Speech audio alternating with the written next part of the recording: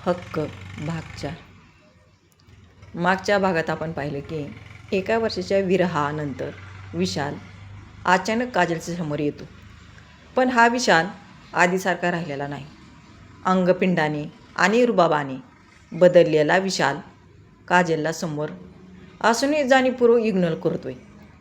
अशातच काजलच्या आयुष्यात आलेल्या रियांशमुळे विशालच्या मनात नक्की काय चाललंय. आज सकाळी जेव्हा काजल विशालसोबत गाडीवर गेली तेव्हा तिच्या मनात काय भावना होत्या आणि संध्याकाळी जेव्हा विशाल तिला घ्यायला येणार आहे तेव्हा त्याच्यात कोणते नवीन वादळ किंवा गोड संवाद पाहायला मिळणार. आपल्या हक्काच्या माणसावरचा हक्क गाजवणारी काजल आणि मनात प्रेम असूनही मागे हटणारा विशाल यांची ही कहाणी आज कोणत्या वळणावर जाणार आहे हे पाहण्यासाठी हा 4था भाग शेवटपर्यंत नक्की बघा. आणि हो, जर तुम्ही अजूनही चॅनलला सबस्क्रायबर केलं नसेल तर आत्ताच खालील बटन दाबून सबस्क्रायबर करा आणि बेल आयकॉन नक्की प्रेस करा, जेणेकरून या पुढचे भाग तुमच्याकडून मिस होणार नाहीत. चला तर मग सुरू करूया. हक्क भाग 4.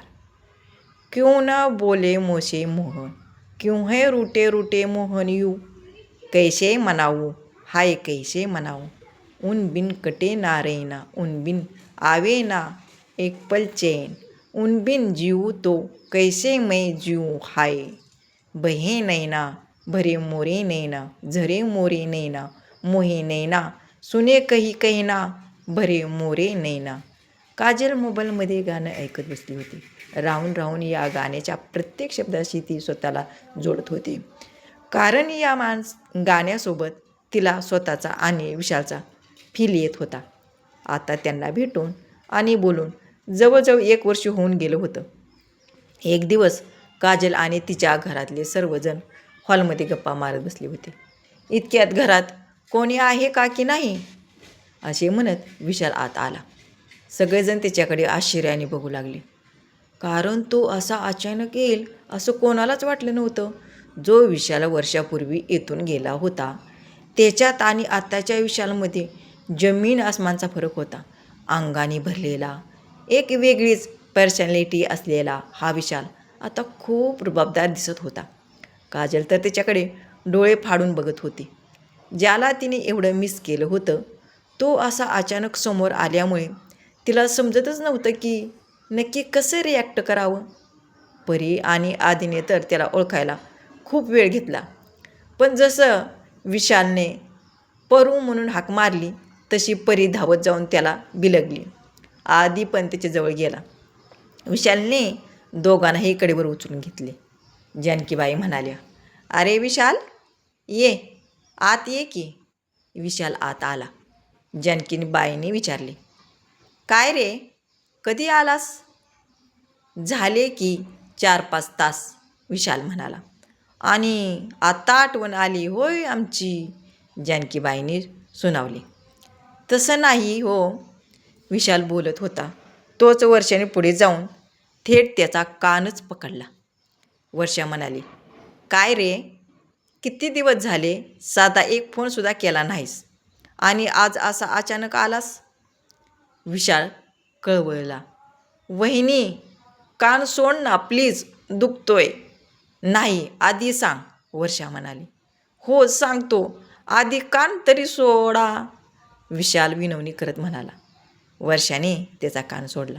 विशाल पुढे म्हणाला, त्याचं काय आहे ना, इथे बाबांना व्यवसायात थोडी मदत हवी होती म्हणून आलो, आणि तुम्हाला आधीच सांगितलं असतं तर हे सरप्राईज कसं मिळालं असतं. विशाल सगळ्यांशी गप्पा मारत होता. मज्जा मस्करी सुरू होती, पण या सगळ्यात तो काजलला जाणीवपूर्वक इग्नोर करत होता. काजल तिच्या डोळ्यात बघण्याचा प्रयत्न करायची. कधीतरी दोघांची नजर व्हायची, पण विशाल लगेच नजर चोरायचा.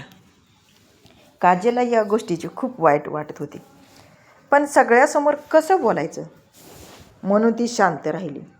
मज्जा मस्करीत तो दिवस निघून गेला, पण काजल मात्र मनातून खूप हिरमुसली होती. विशालने असं दुर्लक्ष करणं तिच्या मनाला खूप लागलं होतं. दुसऱ्या दिवशी सकाळी काजल नेहमीप्रमाणे ऑफिसला जायला निघाली होती. तिला आधीच उशीर झाला होता. इतक्यात तिथे विशालची एंट्री झाली. काजल म्हणाली, विशाल, मला ऑफिसला सोडूशील का रे प्लीज? खूप उशीर झालाय. का? आज रियांश नाही येणार का सोडायला? विशालने विचारले. काजल दचकली. नाही, पण 1 मिनिट, तुला कसं माहिती की तो मला सोडतो? विशाल हसून म्हणाला, एवढं काय रिॲक्ट होतेस तू? माझी बेस्ट फ्रेंड आहेस ना, मग एवढी तरी माहिती असणारच तुझ्याबद्दल. हो का? मग गेले 1 वर्षात या बेस्ट फ्रेंडची आठवण कशी आली नाही तुला? एक फोन करायला सुद्धा वेळ मिळाला नाही का? काजलने आपला राग व्यक्त केला. दरवेळी मीच फोन केला पाहिजे का असं नाही आहे का? तुझ्याकडे पण फोन होताच की, मग तू का नाही केलास? विशालने प्रतिप्रश्न केला. काजल चिडून म्हणाली, मी का करू? तू सोडून गेला होतास आम्हाला, मी नाही. राहू दे ते, सोड आत्ता सगळं. तुझ्याशी बोलण्यात कोणी जिंकू शकत नाही. चल सोडतो तुला ऑफिसला, विशाल म्हणाला. दोघेही घराबाहेर आले.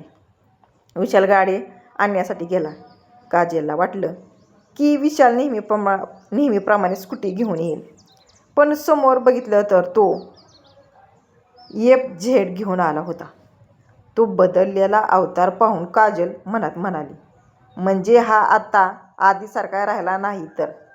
गाडीजवळ येताच ती म्हणाली, अरे वा FZ, तुला माहिती आहे रियांशकडे पण अशीच गाडी आहे?